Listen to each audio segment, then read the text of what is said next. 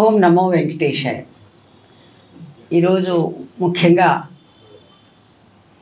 Telugu Desam party జాతీయ ప్రధాన కార్యదర్శి అయినటువంటి నారా లోకేష్ గారి యువగళం పాదయాత్ర ముగింపు సందర్భంగా మరి రాష్ట్రంలో ఏ విధంగా ఈ పాదయాత్ర మరి ఈ రోజున ఎంతో విజయవంతంగా ముగుస్తున్నది అనే దానికి ఆయనకు శుభాభినందనలు తెలుపుతూ మరి ఈ పాదయాత్ర యువగళం పురస్కరించుకొని నారా లోకేష్ బాబు గారు ఎన్నో కష్టాలకు ఓర్చి మానసిక క్షోభ కూడా ఆయన ఎక్కువగా అనుభవించడం జరిగింది. అయినప్పటికీ మొక్కవోని దీక్షతో అన్నీ దిగమింగుకొని అన్ని కష్టాలకు ఓర్చి ఈ రోజున ఆయన పాదయాత్ర ముగింపు జరగబోతుందంటే మరి మనం అందరం కూడా రాష్ట్ర వ్యాప్తంగా కూడా 5 కోట్ల ప్రజానీకం కూడా ఆయన్ని అభినందించాల్సిన అవసరం ఎంతైనా ఉంది. ఎందుకంటే ఆ రోజుల్లో జరిగినటువంటి పాదయాత్ర తల నిమురుతూ ముద్దులు పెడుతూ పోయినటువంటి జగన్మోహన్ రెడ్డికి ధీటుగా మరి అది కాదు పాదయాత్ర ఇది అని నిరూపించగలిగినటువంటి యువకుడు మన నారా లోకేష్ బాబు గారు, యువ నాయకుడు. ఎందుకంటే ఈరోజు అన్ని వర్గాల వారిని, అన్ని కులాల వారిని అందరితో కూడా విడివిడిగా సమావేశాలు నిర్వహించి వారి కష్టాలను తెలుసుకుంటూ వాళ్లకు ఒక భరోసానిస్తూ మరి సాగినటువంటి ఈ పాదయాత్ర ఒక విజయయాత్ర. అదే కాకుండా ఈ రోజున ముఖ్యంగా యువగళమని పేరు పెట్టి యువకుల యొక్క సాధికారత సాధించడానికి వారి ఒక మానవ శక్తిని, యువశక్తిని ఏ విధంగా ఈ రాష్ట్రానికి ఉపయోగించుకొని ఈ రాష్ట్ర పునర్నిర్మాణం చేయాలని ఆశించారో ఆ దిశగా ఆయన పాదయాత్ర కొనసాగింది. దానిలో భాగంగానే మరి తిరుపతిలో కూడా మరి ఎక్కువ మంది విద్యార్థులు అదేవిధంగా ఎక్కువ మంది మరి మేధావులు ఒక ఎడ్యుకేషనల్ హబ్గా ఉన్నటువంటి తిరుపతి నగరంలో హల్లో లోకేష్ అని విద్యార్థులతో నిర్వహించినటువంటి ఆయన ఆ సభ సక్సెస్ అవడం మరి దాని ద్వారా మరి ఈ రోజున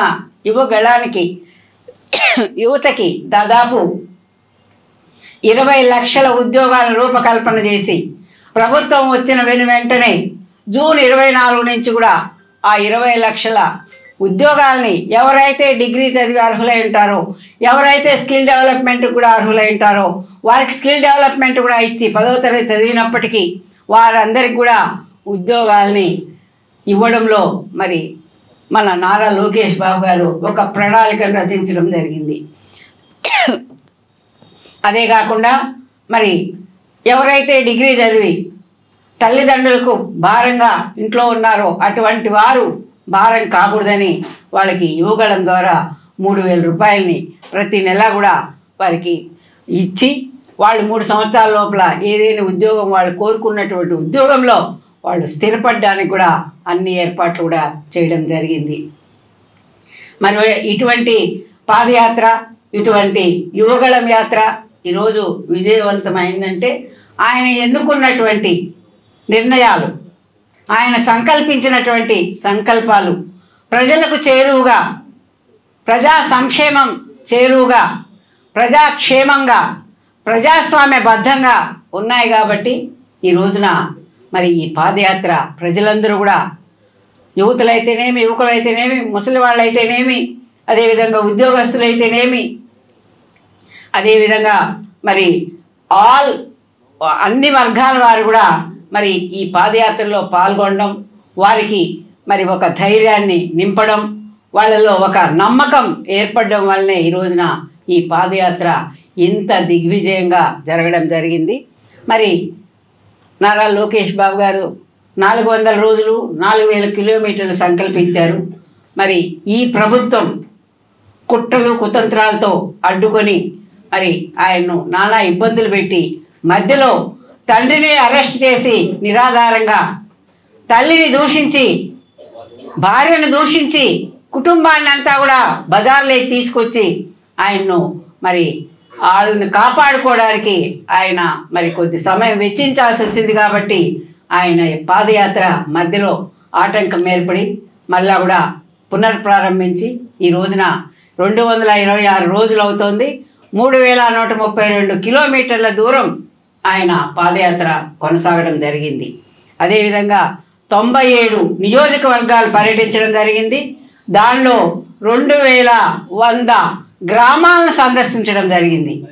అంటే మరి ఇది పాదయాత్ర అంటే అని కూడా ప్రజలందరూ కూడా ఈ రోజున హర్షిస్తున్నటువంటి రోజు ఈరోజు. ఇటువంటి రోజును మరి ప్రజలే ఈరోజు ఒక పండుగ వాతావరణంలో ఈ పాదయాత్ర, ఈ యువగళం మరి విజయవంతమైనందుకు అన్ని రకాల అన్ని వర్గాల ఆంధ్రప్రదేశ్ 5 కోట్ల ప్రజానీకం కూడా చూసి మరి అందరూ కూడా ఈ రోజున ఆ విజయోత్సవానికి కూడా తరలి రావాలని ఆ శంఖారావం ఈ రోజున రేపు జరగబోయేటువంటి 20వ తారీఖున మరి భోగాపురం మండలంలో సమీపాన ఈ శంఖారావానికి ఏర్పాటు చేయడం జరిగింది. ఈ శంఖారావం మరి పాదయాత్ర విజయోత్సవము దిగ్విజయ యాత్రగా పేర్కొంటూ అదేవిధంగా అదే రోజున మరి ఎలాంటి గ్యాప్ లేకుండా తెలుగుదేశం పార్టీ ఎన్నికలకు శంఖారావాన్ని కూడా మరి ఏవైతే మిత్రపక్షాలు కలిసి వస్తున్నాయో అందరితో కలిపి ఈ రోజున ఈ శంఖారావాన్ని అక్కడ పూరించబోతున్నారు. దీనికి మరి నాయకులు, అతిరథ మహారథులు అందరూ కూడా ప్రజలు ఇక్కడ మరి పార్టీలకు అతీతంగా కూడా రేపు రాబోతున్నారు ఈ శంఖారావానికి.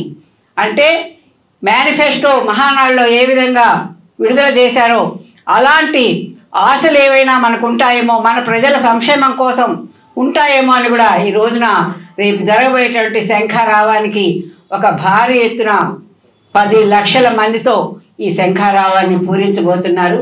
కాబట్టి నేను మరి ప్రజలందరికీ కూడా విజ్ఞప్తి చేసేది ఏమంటే, తిరుపతి నగర ప్రజలు, తిరుపతి జిల్లా నుంచి ప్రజలందరికీ కూడా ఒక స్పెషల్ ట్రైన్ను కూడా తిరుపతిలో మరి ప్రారంభించబోతున్నారు. తిరుపతి నుంచి బయలుదేరబోతుంది.